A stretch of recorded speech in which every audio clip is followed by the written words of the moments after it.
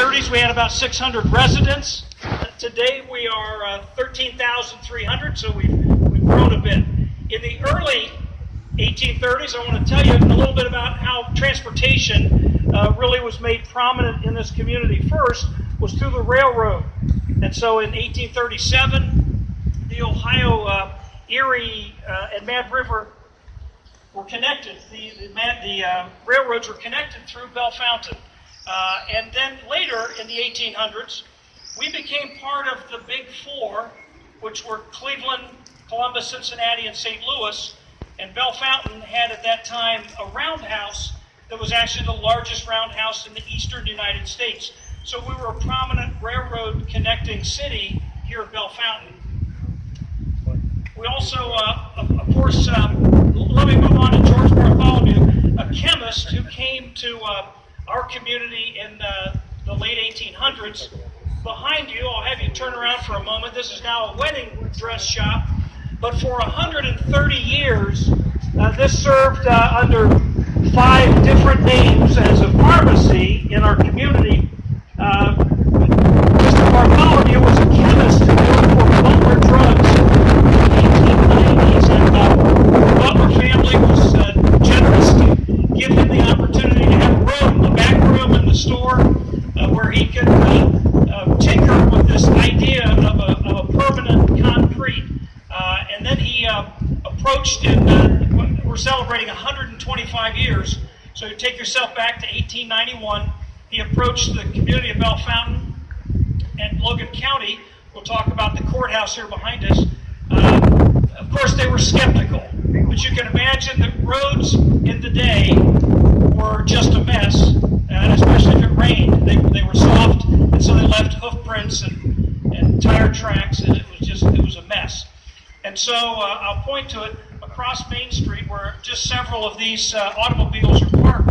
There was an 8-foot wide path of concrete, and that's what we celebrate today. Is that he had to, in fact, he had to put up or bond $5,000, which was a lot of money back then. And the skeptics said, well, it's got to last for 5 years. Well, for those of you who are already standing on it, this has stood for 125 years. This is still, some of this is the original concrete.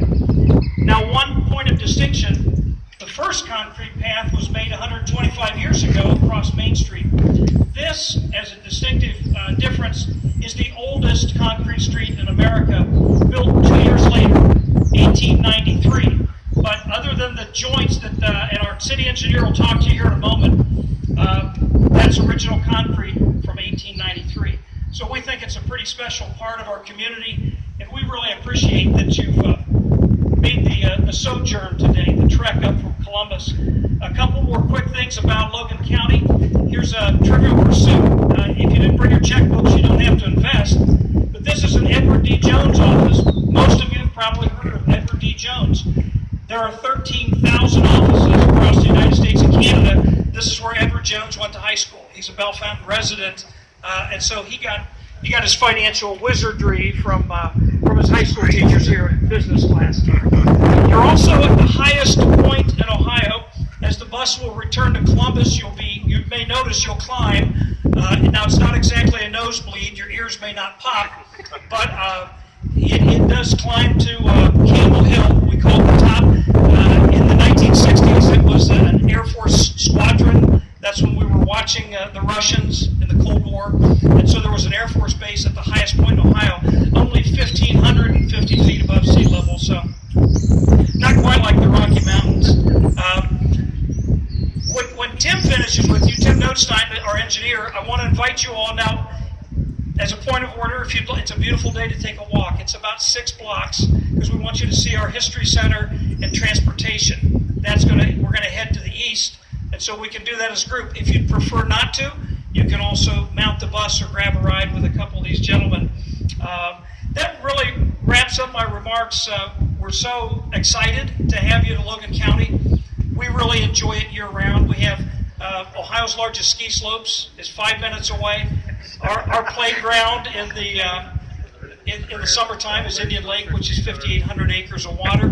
We have Ohio's largest caverns, underground caverns, and they're beautiful, filled with color, about 10 minutes to our south. So we've got a lot of fun here in Logan County, but you're here today to pay honor to someone in your industry quite a long time ago who took a chance, had the vision to pitch his idea to have paved streets.